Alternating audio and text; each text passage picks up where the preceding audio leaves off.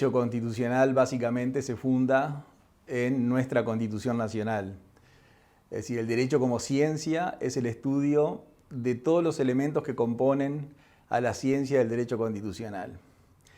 Y el derecho constitucional propiamente dicho viene a ser lo que de esa especie de menú que da la ciencia del derecho constitucional recoge nuestra Constitución.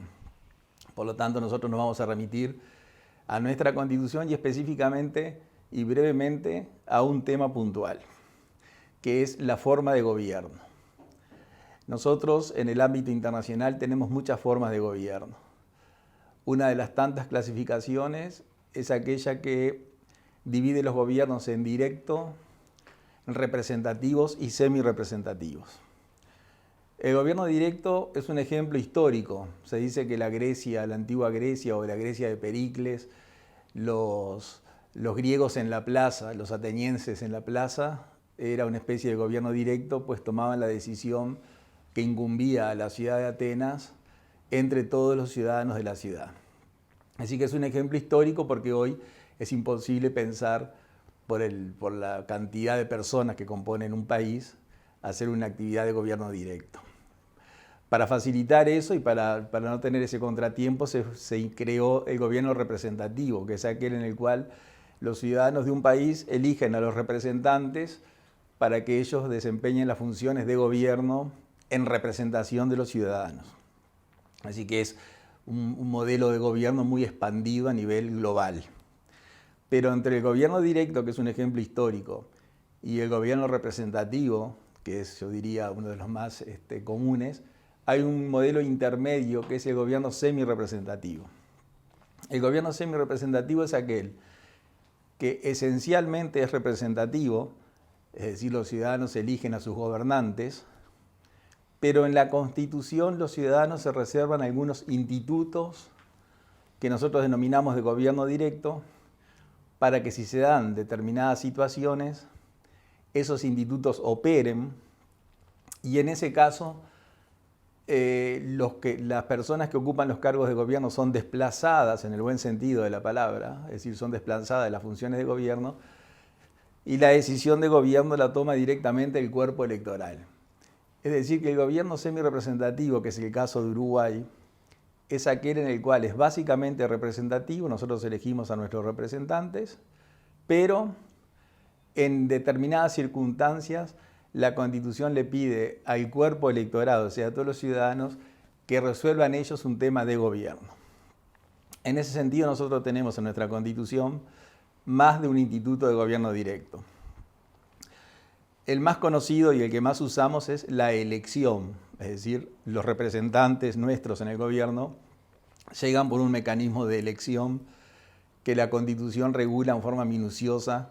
en un capítulo que se denomina las bases del sufragio. Otro instituto de gobierno directo que tenemos es el plebiscito, que el plebiscito es una consulta al cuerpo electoral obligatoria, igual que la elección, en el cual se consulta a los electores, o sea, a todos los ciudadanos, es decir, todos los nacidos en la República o nacidos en el extranjero, pero de padre o madre uruguayos y mayores de 18 años, que esos son los ciudadanos, sobre si aceptan o no aceptan un proyecto de reforma constitucional. Es decir, que el plebiscito es una herramienta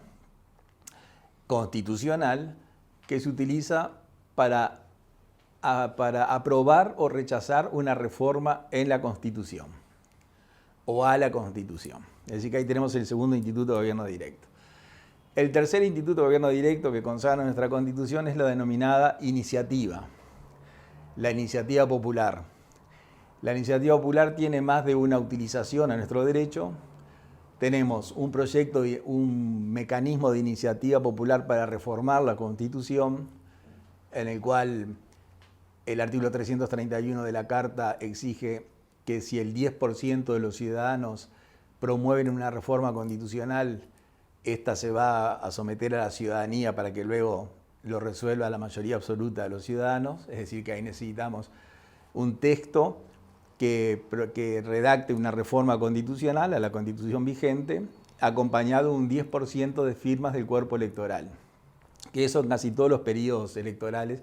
sucede que los uruguayos estamos promoviendo alguna reforma constitucional que se rechaza o se acepta si la mayoría del cuerpo electoral, o sea, más de la mitad de los electores, la acompaña.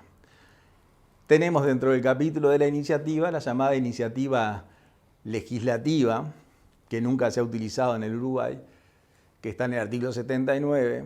y que permite que un 25% de los ciudadanos inscriptos a nivel nacional presenten al Poder Legislativo un texto redactado con un contenido de ley para que el Parlamento lo apruebe o lo rechace. Y también tenemos otra iniciativa, la denominada iniciativa local, que es que cualquier localidad o circunscripción territorial que determine la ley en el ámbito de los departamentos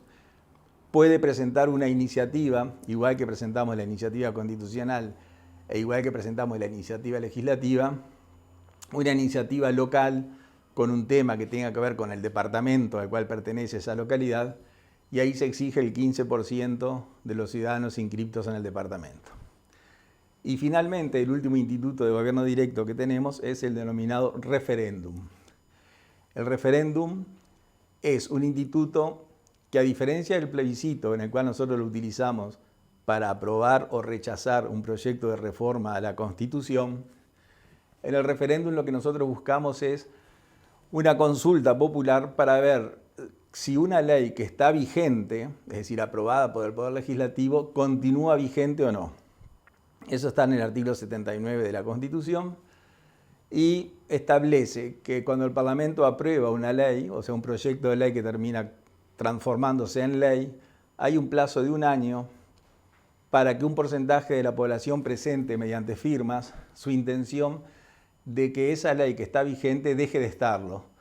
y que la continuidad o no de la ley la resuelva el cuerpo electoral mediante un referéndum, que es parecido al plebiscito, nada más que el plebiscito se utiliza para la reforma constitucional, y el referéndum es llamado a todo el cuerpo electoral para que se pronuncie sobre la continuidad o no de esa ley. Como nosotros vemos, son muy importantes estos institutos de gobierno directo porque le permiten a la ciudadanía, es decir, no solamente votar y elegir sus representantes, sino participar activamente en las soluciones legislativas y constitucionales que se dan en la República. Muchas gracias.